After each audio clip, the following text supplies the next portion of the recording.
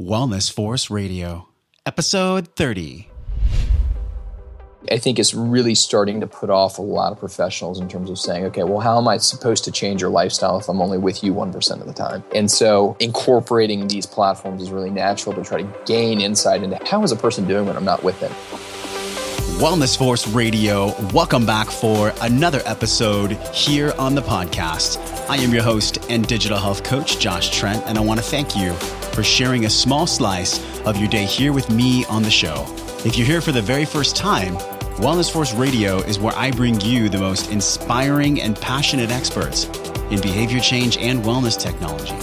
These are thought leaders. They dedicate their lives to empowering us with knowledge and tools that drive real transformation in our physical and emotional wellness.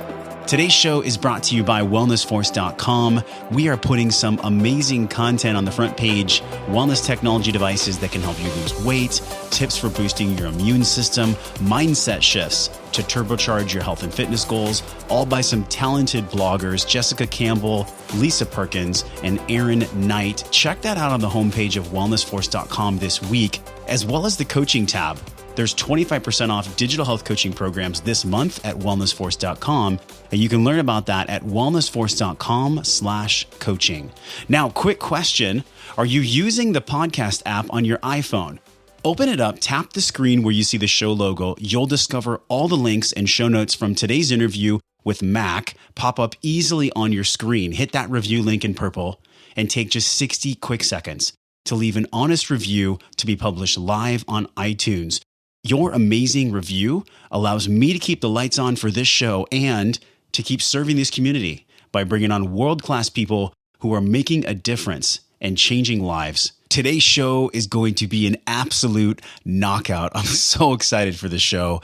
Today's episode is with Mac Gamble, the co-founder and CEO of nudgecoach.com. We're going to talk all about Nudge Coach and how powerful this groundbreaking technology can be for wellness coaches, nutritionists, fitness trainers, and wellness professionals, as well as equally as powerful for clients and people who are just starting out in their wellness journey that finally want something that can keep them connected to their goals, increased accountability, and how to use technology to empower greater wellness in your life. This platform is something that I think will revolutionize the entire digital health and wellness industry, period. And I'm super comfortable saying that here before we get on the show with Mac, because I searched for almost a year and a half, you guys, trying to find a platform that would actually help me scale my business and reach people at the right time with the right message.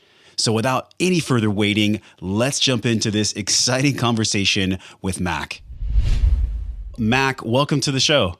Hey, thank you so much, Josh. I appreciate it. This is going to be a fantastic show, something I'm really passionate about, and it's making people's wellness greater through technology. It's a shared passion that we have. And as I talked about in the pre-show interview, Mac is the CEO of Nudge Coach, and that's nudgecoach.com. Mac, you have a really interesting road, though, before launching this company, before we even dive into your story.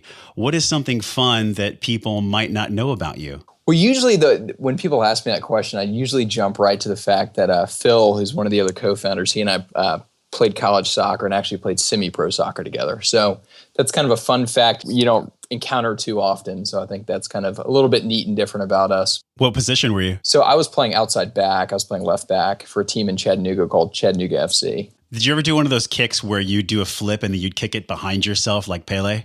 Oh, the bicycle kick. No, I'm trying to think.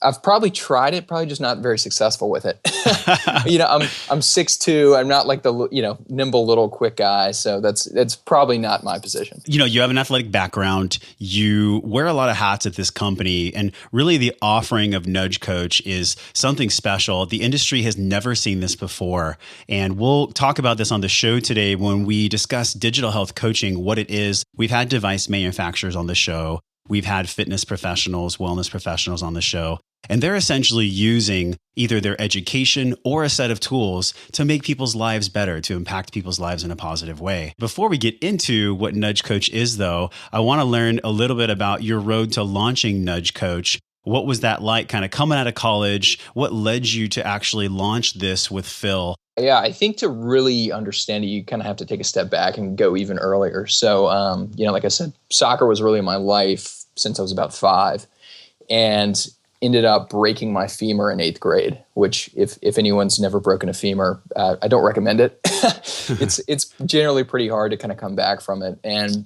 so, a game that used to be pretty straightforward to me because I played it all the time, kind of overnight turned into this massive challenge. Basically lost all athleticism.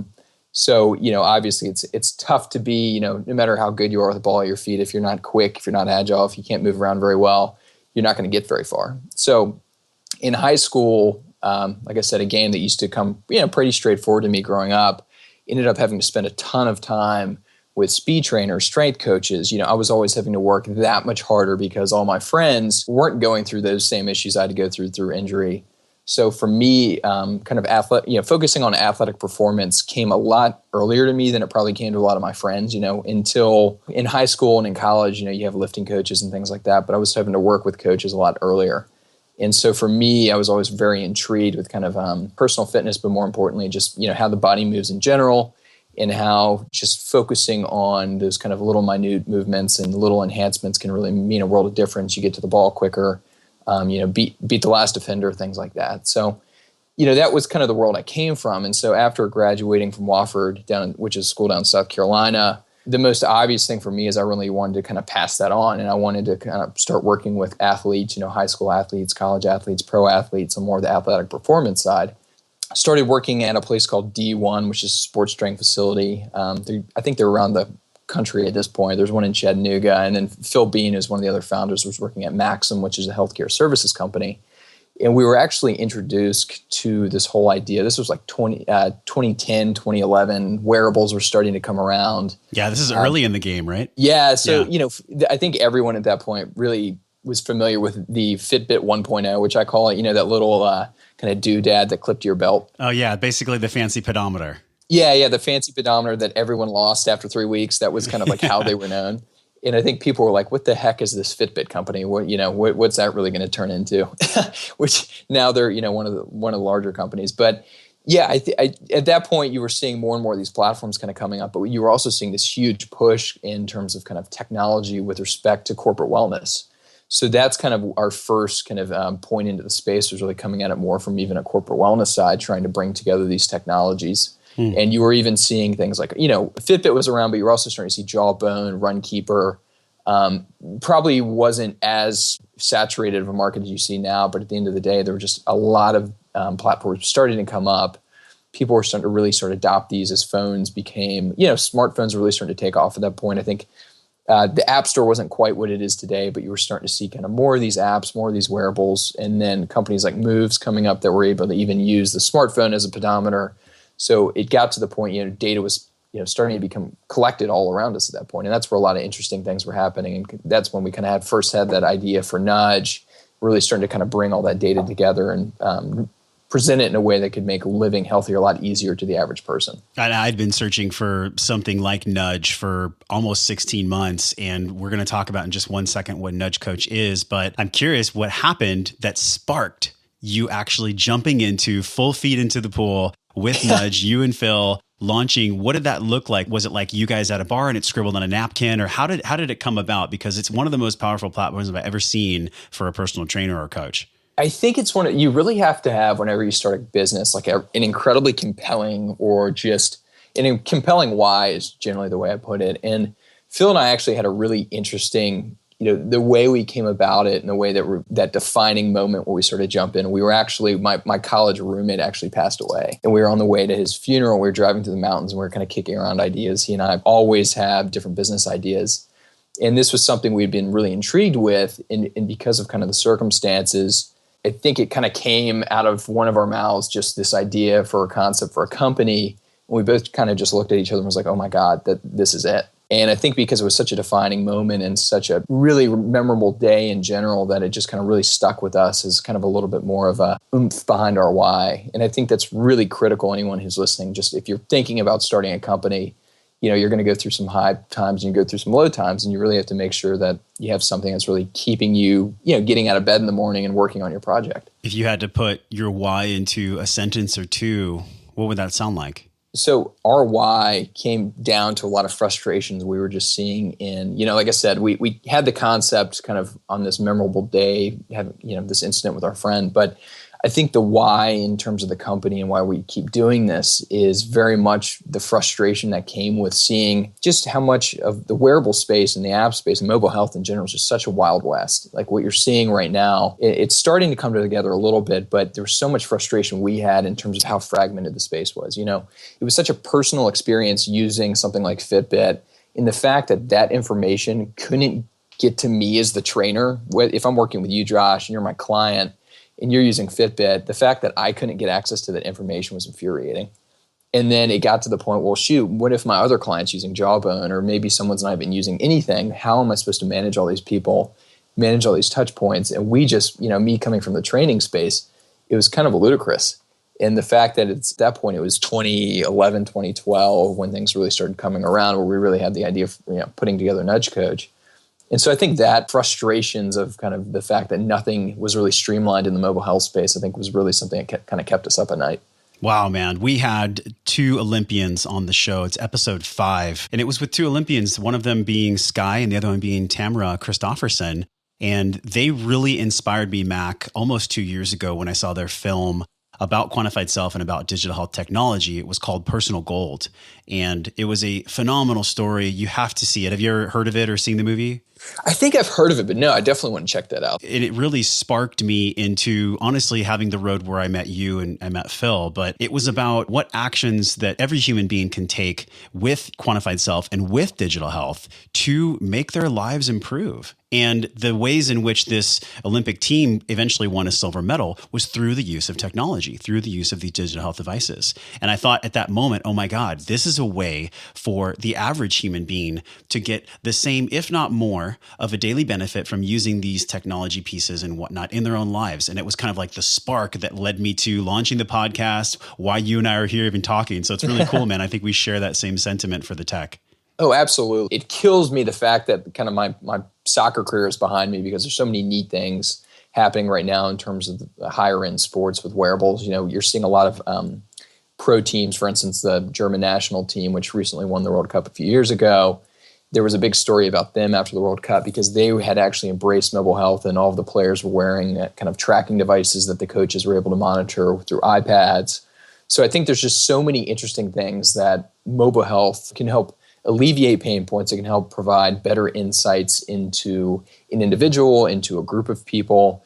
And it's just such an exciting time kind of helping us benchmark where we are personally in terms of our journey of living healthier. So exciting. Okay, now I'm sure people, it's been like 8 minutes. They're probably wondering, what is Nudge Coach? So tell us what Nudge Coach is. For sure. Well, we kind of alluded to it at the beginning, but in terms of the frustration. We teased them a little bit. We teased them a little bit. Yeah, so it's really like a digital coaching platform. It's probably the easiest way to put it. And so what we're trying to do is help health and wellness professionals better understand who they need to spend time with in their client base and incorporate wearable technologies. So probably the best way to really articulate this, the pain point comes with Steve, who works with us, is a health coach in a private practice.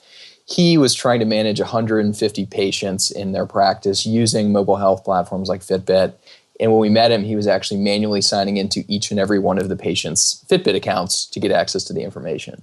And so it just shows that where more and more people are starting to try to use this information, getting access to it is just such a huge pain in the butt. And so what we were able to do is kind of bring together all the information and help you as the health or wellness professional really understand who in your population leveraging these tools needs maybe an extra nudge, so to speak, or just needs some actionable feedback. And so we're just trying to help streamline that whole coaching process a little bit. It's really simplified too, because I use the app myself. I've been using it for, I want to say 2-3 months now.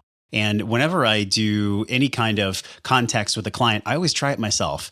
That was the year of research and development that I did in my own life, using Fitbit, using Garmin, using the Muse meditation headband, using all this different tech so that I could figure out, what actually worked in my life that helped me move the needle for my own wellness, and then give that to someone else as a tool they can use. And I have to say, the simplicity of the way that I've found this application that is HIPAA compliant, it's a way that I can communicate with the clients that I have right now in a beta testing group. I'm actually launching a really exciting digital health coaching product in January of next year. It's exciting because this tool has never existed before. One of the things that used to be such a fire in my stomach when I was a trainer, Mac, is that there was 140 plus hours where I never really got to see what my clients were doing.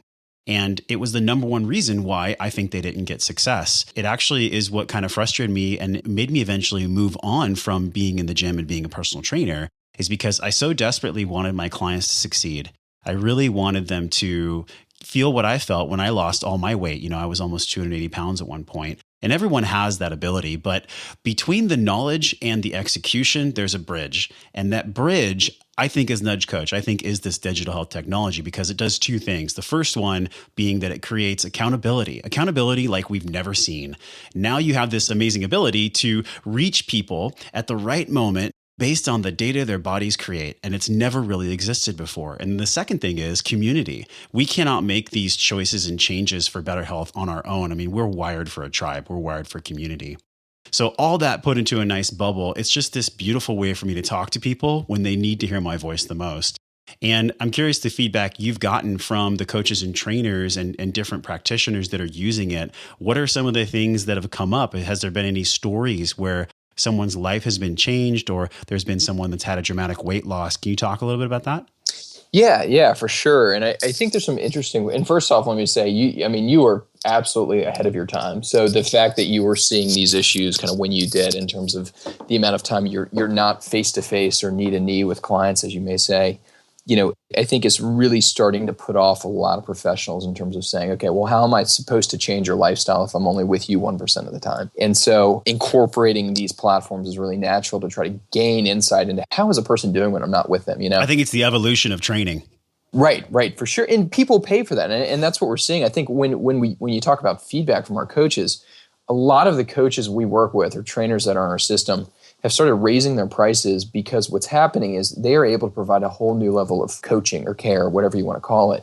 And I think this information allows a professional to provide this more premium accountability or monitoring, whatever you want to call it. But I think there's just huge potential here. So in terms of kind of the coaches we've worked with, I know of some who have had clients lose upwards of 100 pounds, and it's neat. I think what we do is great, and we're the technology. I think at the end of the day, though, it really is the combination of what we do on the technology side. We're working as hard as we can to make sure the tool is, is useful, user-friendly, but also it comes down to the coach on the other end, or you, Josh, is the trainer on the other end. No matter how great our software is, if you were a terrible trainer, you wouldn't get the results you wanted. Sure. But I think, like we've talked about before, it's that combination of bringing together the technology, the mobile health platforms, and the human component that really can achieve long-term outcomes. And that's what we're really trying to foster here. What do you think as far as gamifying or gamification? This is like a buzzword right now in the fitness industry. Gamification is taking something like a class, a group class, and you see it a lot with like Les Mills or just different things in 24-hour fitnesses and tons of like boutique studios that are popping up. This gamification piece where we're taking fitness and we're quantifying the reps, the heart rate, the calories that are put out, and we're kind of positioning and partitioning people against each other in a fun and friendly way. That's how I've seen gamification scale in gyms. What are your thoughts on gamification? Like, how do you define gamification, and how do you think Nudge might plug into gamification in the future? We've definitely had people kind of mention gamification to us, because our system is, if you're not familiar with it, Nudge, which is the client-facing side of things, is we launched it originally in the kind of the App Store a couple of years ago, and it's gained some pretty decent success. And we incorporate all the apps and wearables data that we can collect on a person, and we aggregate it into a simple healthy living score, which, at the end of the day, we want to make living healthy something that was a little less intimidating to the average person. So for instance, if I'm someone who maybe is, has some type of wearable, and I understand that, okay, I took several thousand steps today, I think a lot of people have a question on kind of like, what does that really mean? And so I think through this kind of what you would call almost like a gamification mechanism, this what we call the nudge score, the nudge factor, it is a way to kind of simply engage somebody in a really non-threatening way where they can just kind of see that score go up or go down. And it's not necessarily saying, hey, you're a terrible person for not running 20 minutes. It's just kind of really general idea of, okay, am I living healthier than I was yesterday? And I think that's something that's really overlooked with a lot of, it's great we have data on all these people through different apps and wearables. And, I'm using the Fitbit app, which runs in the background of my phone right now. But, I think the biggest thing missing is, and this is kind of where Nudge Coach and working with professionals like yourself comes into play, is that I think when you start bringing the human component back into here, that's when the interesting things really occur. And I think we're just getting to a point with the ecosystem where you're starting to see all these pieces kind of align. You're starting to see the mobile health, the consumer, the professional all kind of come together in a way that they can collaborate and communicate. Let me just distill the most important points. So whether you're a tech person or not, we all use an iPhone or we all use an Android or we all use a smartphone, I would say for the most part. If you're listening to the show, unless you're, under a rock or out camping and you don't need a phone, your phone's typically going to be in your backpack or in your pocket. What's unique though about a wearable device is that you're wearing it on your wrist, it's clipped to your clothing or whatever it is. It's tracking what you do and it's doing it in a passive state. We know that this is like the busiest time for moms and dads and human beings in general, because the fact that people need to log manually their food and log manually all their workouts and take the time to just be almost, tracking every single thing they do, I don't see that as an ease of entry. And I think it becomes a barrier. And I feel like that's what's happening in the fitness and wearable technology industry right now is we need to make these devices way more seamless. So you have this ecosystem where this data can live, where coaches can use the data to like really, truly help their clients at the right times that they need the help. But I'm curious what you see in the industry itself, in the fitness industry, in the digital health devices. What do you think is holding people back from using these devices? What do you think there needs to be more of in the industry? Like we see in even any other types of technology, even like smartphones, everyone's different. Everyone wants something different. Whether, some people want something that's more aesthetically pleasing, so something that's maybe sleeker and nicer looking. Some people want something a little bit more functional, so something that's maybe more durable and can really put up with the stress and the strain of maybe more intense exercise. I always wanted one when I was younger, playing soccer still, that I could play in a soccer game. And, unfortunately, none of them seem that durable quite yet. So I think one of the biggest issues right now is that there's just such a variety of personas out there using these wearables for different things that it's constantly going to be a fragmented ecosystem, which is making it, I think, a lot tougher to kind of streamline everything like we were talking about and bringing it together because there are just so many devices. What do you think will change in the next 3 to 5 years? I mean, do you see, because you're so close to the pulse, being an application provider, like what do you guys see from a tech side? We know that the top 3 are kind of like Jawbone, Fitbit, and Garmin, Misfits in there as well. Out of those companies, do you see something that they're going to release soon, or have you heard about things that are coming out that'll be so easy for people to use that they essentially just strap it on and then they get the notifications when they need them and it's seamless? Well, I think we're naturally starting to see kind of the convergence of, the wearable and the phone were two different things. And I think what we're starting to see is that those are kind of coming closer and closer together. And I think where I get the most excited about it still blows my mind that I need my phone and I need a different wearable. I think at some point I want it to be kind of like Star Trek where I have something wrapped around my wrist and it just does everything. Yeah. But, I think that's kind of where we're heading. And you're even starting to see some of the larger players in the smartphone space starting to create wearables. So I think that's generally where you're going to start seeing them going. And with that comes new, more interesting data sets. So if anyone has one of the newer Fitbits, for instance, they track heart rate now. The Apple Watch tracks heart rate. That's kind of become a kind of no-brainer addition into the wearables, what I would call kind of wearables 2.0. And what are you tracking in your own life with the Fitbit? I mean, what are the 3 or 4 variables that you're most passionate about tracking right now? It's actually a really interesting question. Nobody asked me that. Thank you for asking me that, Josh. Hey, my pleasure. Yeah. No, that's a really good point.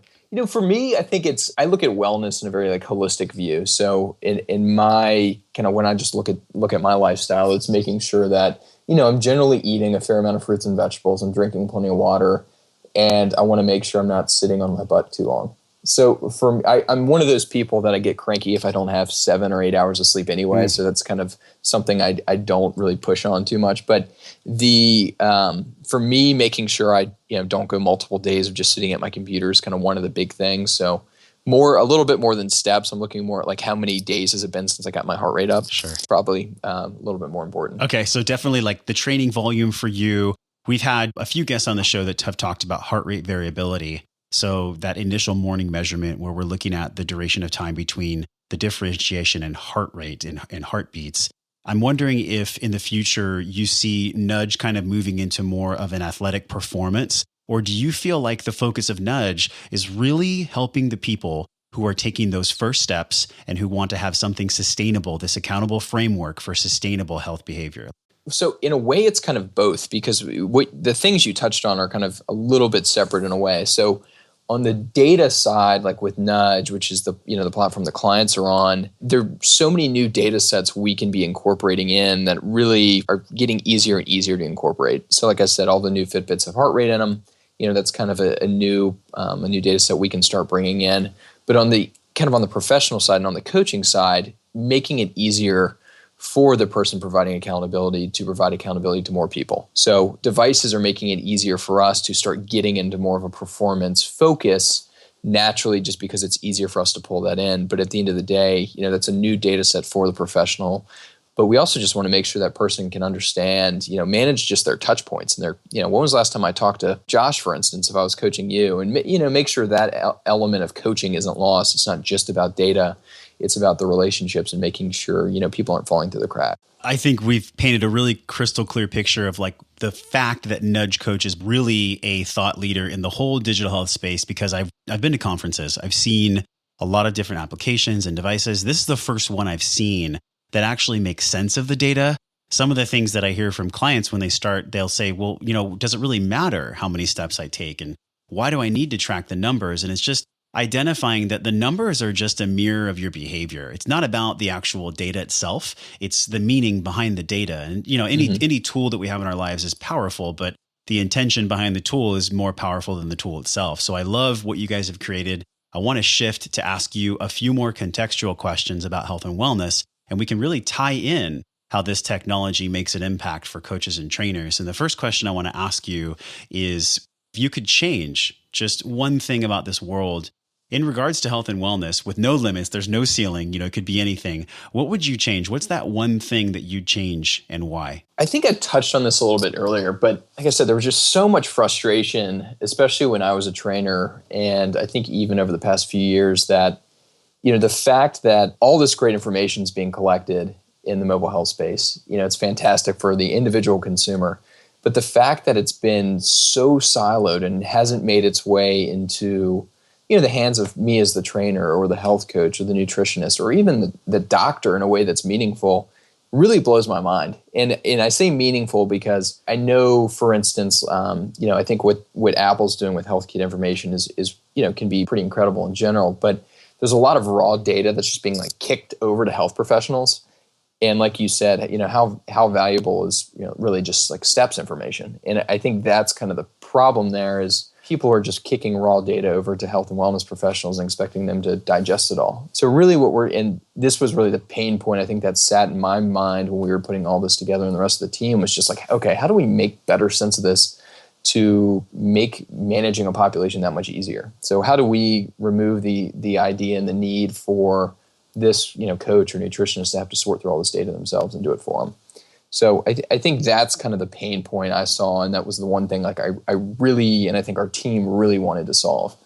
In a world where we already talked about this, busier than ever, I feel like technology can take people away from one another. But I'm interested in your take on what do you feel are the few ways, or maybe more, that technology can actually bring people closer together? I think you are spot on. I think naturally what happens is, you start using a lot of different systems. It's kind of most of them are very kind of either social networks, but a lot of them have a lot of kind of very personal experiences. So I think there is, risk of kind of isolation in a way.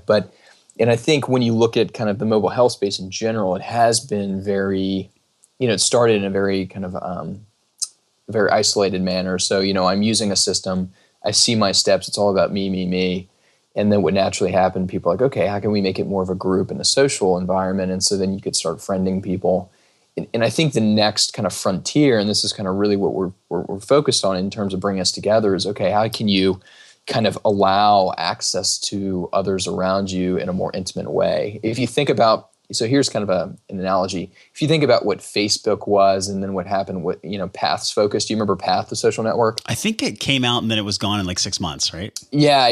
I think in general that concept that was kind of interesting, where they were kind of the anti-Facebook in a way, where they were more about the small, intimate network. And I think that in a way is kind of what we're shifting to now, is that it's okay, can I start, I'm using this, I have all this mobile health data, how can I start sharing it with very, very specific individuals? So whether it's your nutritionist or whether it's your doctor. And I think over time, what we'll start seeing is this really interesting ecosystem where I sit in the middle as a patient or as a client, and all of those I work with around me. So my nutritionist, my trainer, my doctor can all kind of see that information around me. So that's what I get really excited about. And I think that's how it can bring us closer in kind of a more focused way, if that makes sense. Perfect sense. And in the next 5 years, I mean, if you could project 5 years out, what do you think might be out there so that people can kind of ready themselves as a coach, as a trainer, as a nutritionist? We know that EHR and EMR and Health Kit and all these things are going to be synced. Dr. Eric Topol has talked about this all over the media with his book, The Deconstruction of Medicine. But what do you think, Mac, about in 5 years from now, what do you think we'll see in wellness and fitness as far as how technology really extrapolates meaning and value for the client, but also for the practitioner and the coach? That's a great question. I mean, it's getting to a point, everything is being measured. To some it may kind of sound scary and big brotherish, but I think there's also a lot of opportunity here to reflect on different actions we have. So being able to better understand, I think at the end of the day, all of us, everyone wants to feel great, right? I mean, I think we all want to wake up every morning and feel awesome and, be at our prime and never, get sick or feel bad. And I think with the access to all this new data that's coming, going to be available, especially you think about the change we've had in the past year, 3 to 5 years, someone's going to crack the passive nutrition code. So whether it's a wearable, an implant, somewhere in our bodies, that information will be captured. And so we'll be able to kind of get better understanding and insights on, the correlations of our lifestyle, how we're treating our bodies to how we feel. And I think there's just so many interesting things that can come from this. Whether it's just from simple wellness of, me working with you, the trainer, or it's something on more of the athletic side. So it's pro sports teams, players getting bigger, faster, stronger, because everything can be measured. I mean, it's such an exciting time in where we are, and it all kind of dovetails and ties into, I think, healthcare as well. So I think we are in kind of this, think about how Internet of Things, everything in your house is going to be connected.